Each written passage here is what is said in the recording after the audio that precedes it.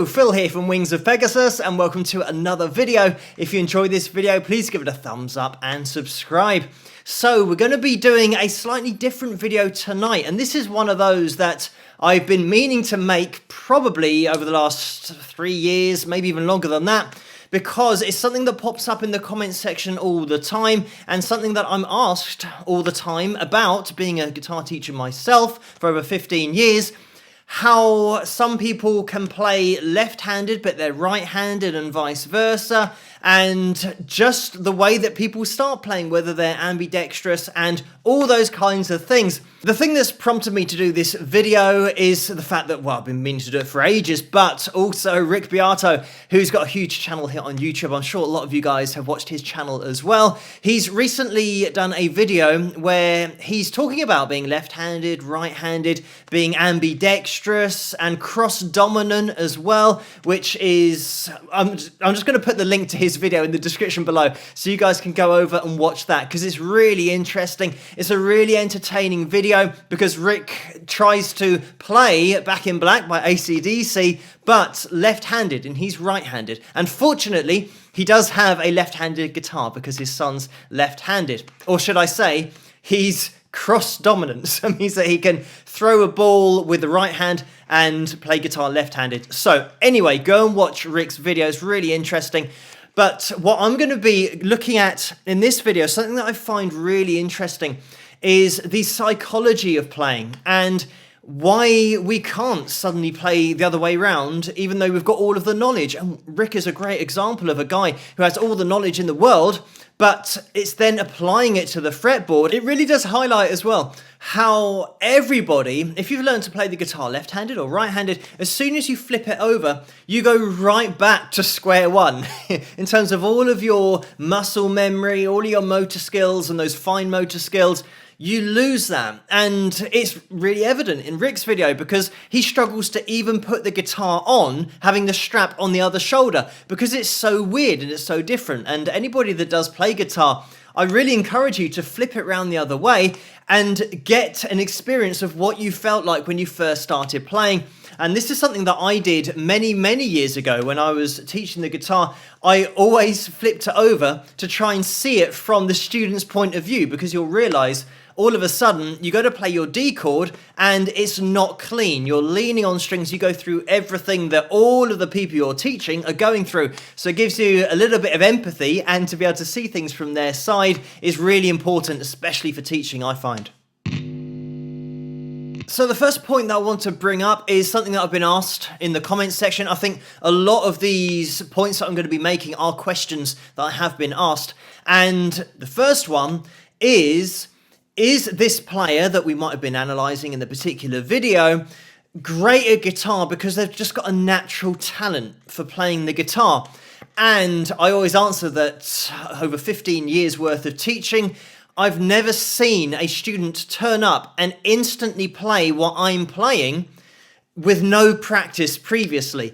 And nowadays, you do get a lot of students, especially kids, who have been on YouTube and they've seen chord shapes and songs and how to play, so they can already attend their first lesson with a bit of background knowledge. But back in the day, and I was around before YouTube, back in the day, you might get somebody who would turn up who hasn't had access to the internet, and they'll start literally from scratch. So you show them a D chord, and same thing happens. If you show somebody a D chord, they don't instantly just strike it and it's perfectly clean, and they go just from the D string and mute the other two strings with the right hand palm muting.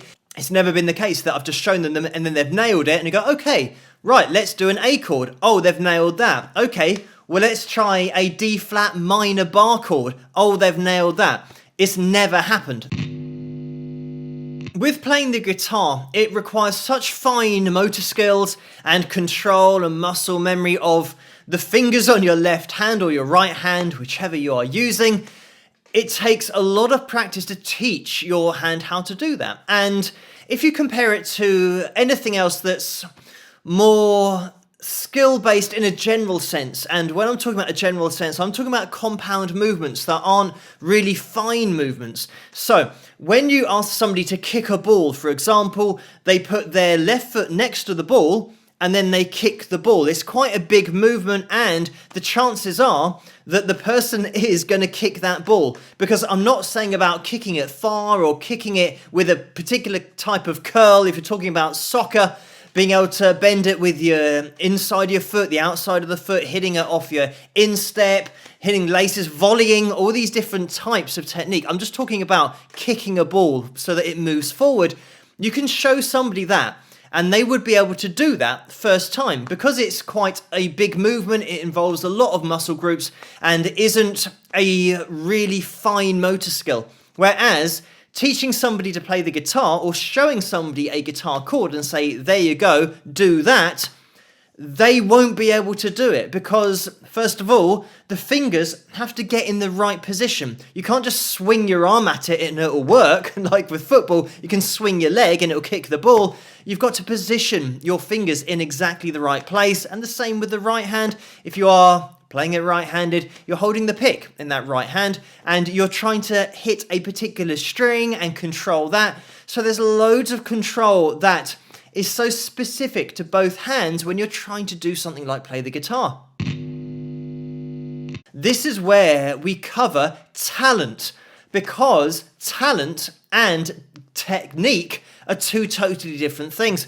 So you might actually be a really talented musician in terms of how you can decipher musical information and how you can create your own music. And you have never really tapped into that because you've never got past the technique of being able to play an instrument to a level where you can now communicate through it, because it takes a hell of a long time. This is where, in my opinion, you can have two guitarists that have played for, say, 5 years each, and they've been practicing every day, and they've got to a level of technical proficiency where it is subconscious. They don't have to think about what they're doing. They can get clean chords, they can play lead guitar.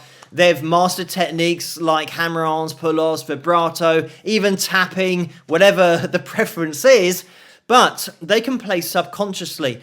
And it is fair to say that these two guitarists, one of them might be playing covers and sound great, and the other one will be playing stuff that you think, wow, that's really interesting. What is he doing? What is he creating? He's coming up with something that's original, and he's approaching things from a different angle. And you think, well, what's the difference between these two guitarists? And you can argue that one of them has musical talent and a talent for manipulating the sounds into what he wants to communicate, whereas the other guitarist is copying what other people have done and is very good at copying that. But when it comes to creation, they can't organize the music in a way that is interesting and original. When I mention this, I'm by no means separating original artists from cover artists, and I mean original artists that do covers as well. I've said in the past that trying to copy another guitarist and get their exact same feel and expression through the fretboard is, in my opinion, one of the hardest things that you can do on the guitar, because everybody learns to play the way that they play, whereas trying to manipulate all of the techniques, all of the sounds that you prefer to play yourself, but then get it to sound like somebody else is playing them is really difficult. So you could argue that technique-wise, playing covers and getting them to sound like the original artist is just as difficult, if not more difficult, than creating your own music. But when it comes to talent, I pretty much put in with originality and being able to maybe hear something and play it instantly. There's been plenty of top level musicians who can't read or write music, but they listen to it and they can decipher the music in their brains due to their talent as a musician to then play exactly what they've just heard pretty much instantly back. And they'll remember that chord progression and you'll be able to move on from there. And sometimes that is a lot quicker to just show somebody or play through a song and then somebody can pick it up and you haven't had to go through the process of writing it all down, printing it off, getting printer ink, all of these things.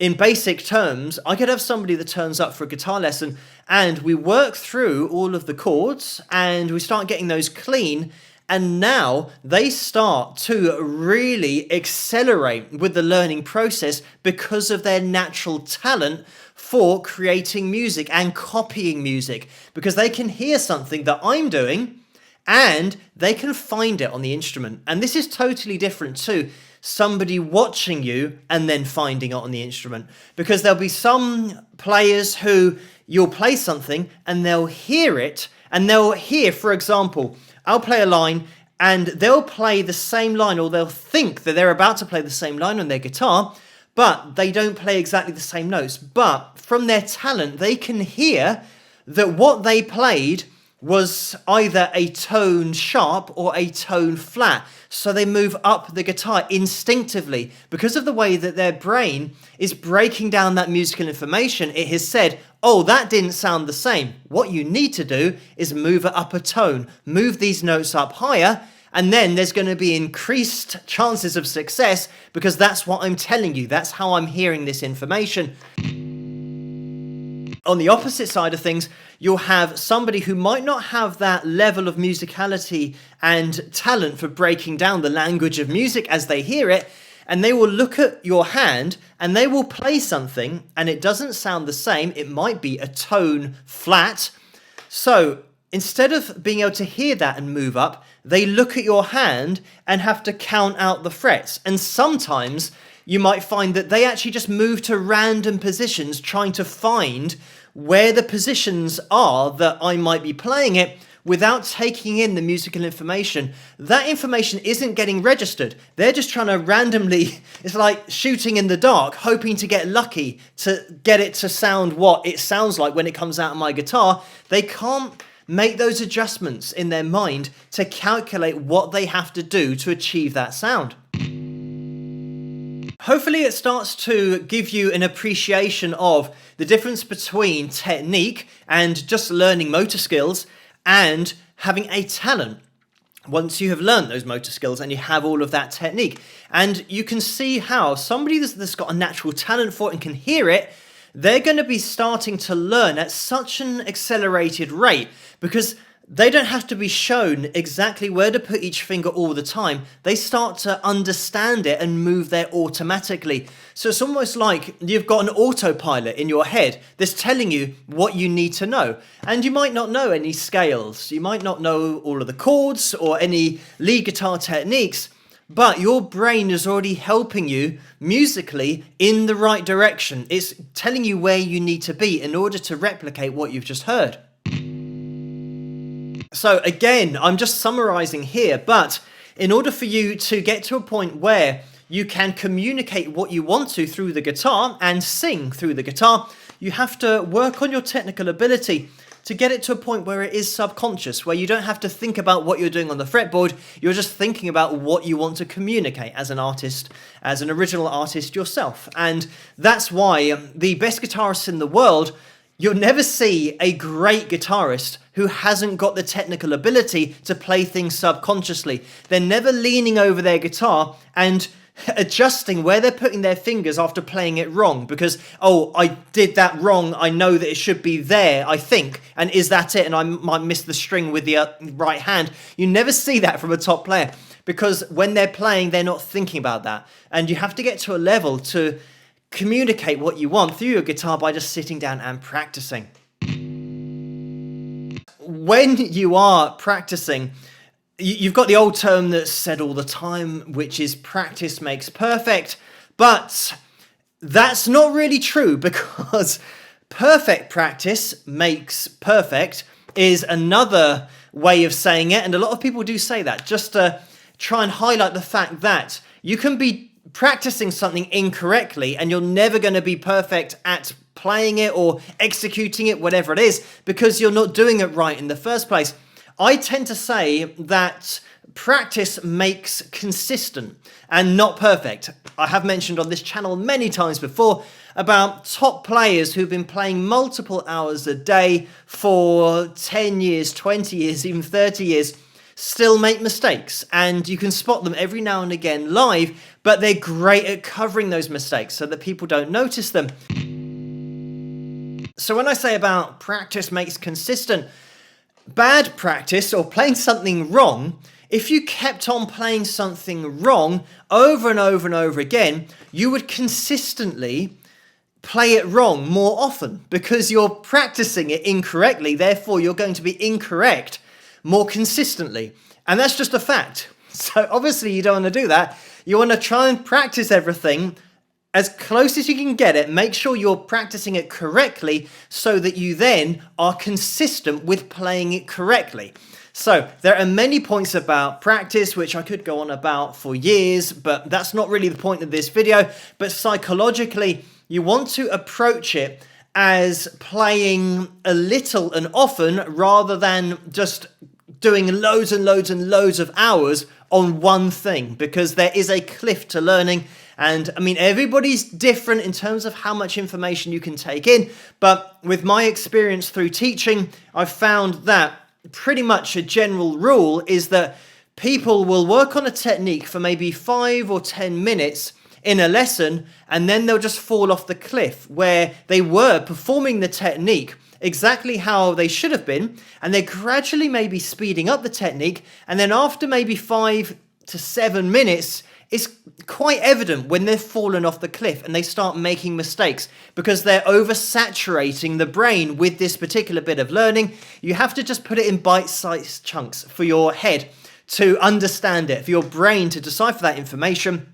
You can do those movements for maybe 5 to 7 minutes and it says, right, okay, I've got that now, let's move on to the next thing. And then we'll revisit that later on where you get a little bit of a refresher course and then you can speed it up a little bit more. And then again, after 5 or 7 minutes, you then move on to something else and just keep topping up techniques as you go rather than spending half an hour or an hour doing the same thing. And you get more and more frustrated because you think, oh, at the beginning I was nailing this and now I can't do it. What's happened? You're just oversaturating the learning. Ideally, you want to get as many techniques together and organize them in bite-sized chunks so that you're doing one technique, and as soon as you can start to feel it falling off the cliff, move on to the next one, because that will now start at the beginning of the 5 to 7 minute section. As soon as you start to get it falling off again, move on to the next technique, and then just keep repeating those cycles. You might have 5 or 7 or 10 techniques depending on how broad your playing style is or you want it to be, but you can just keep on rotating that and you can play for as many hours as you want a day because everything is still just getting topped up. It isn't being oversaturated. Your brain is still learning it at the same rate.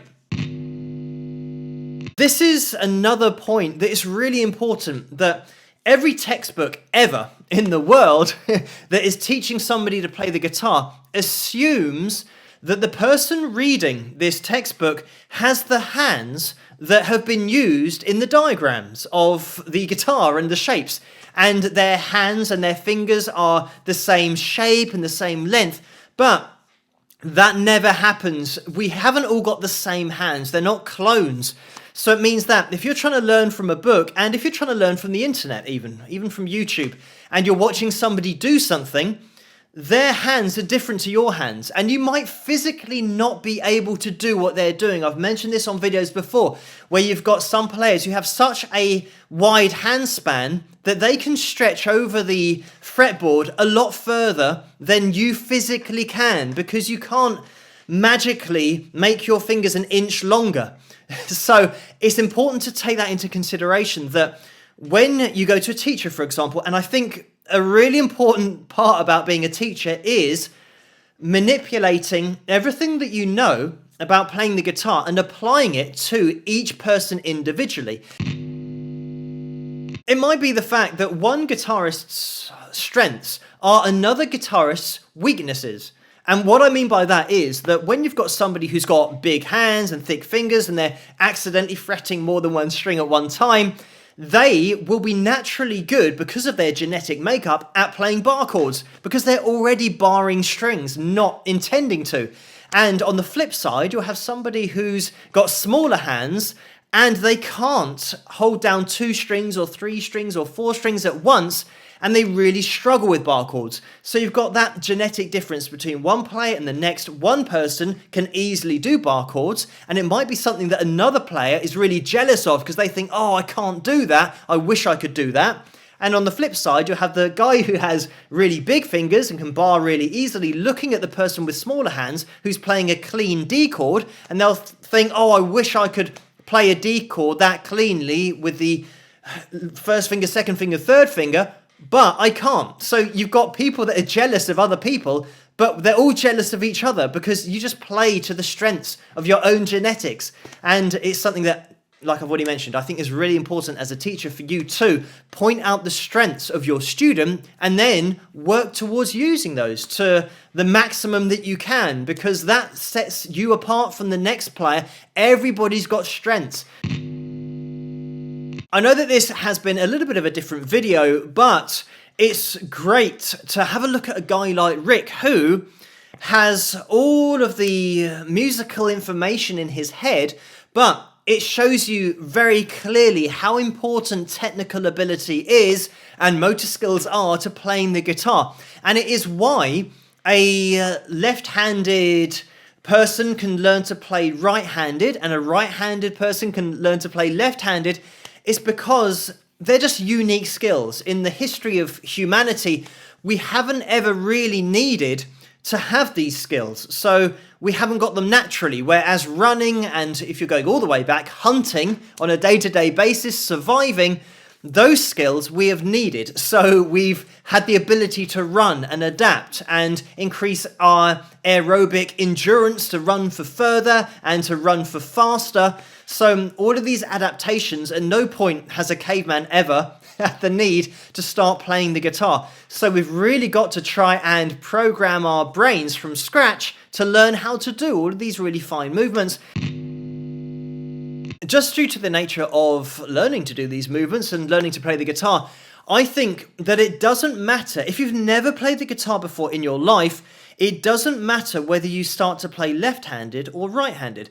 And a great example of this, as Rick points out in his video, about guitarists who have not only learned to play left-handed, but they're playing left-handed upside down. So they've taken a right-handed guitar and literally just flipped it over the other way. So it just goes to show that it doesn't matter how you start, it's whether you stay consistent with it. And if you are thinking about learning to play the guitar, it doesn't matter how you start learning, just go with whatever is most comfortable. It might be the fact that you are right-handed, but you feel like it's more natural holding the pick in your left hand, so just go for that. But thank you guys for watching this video. Go and check out Rick's video if you haven't seen that one. It's really interesting because he also cites a guy that learnt to ride a bike backwards or something like that, which is a very similar thing, and it's a great explanation of that approach of learning something from scratch and the motor skills required. I know that this has been a little bit more of a different video and we've been focusing on the psychology of things a little bit more,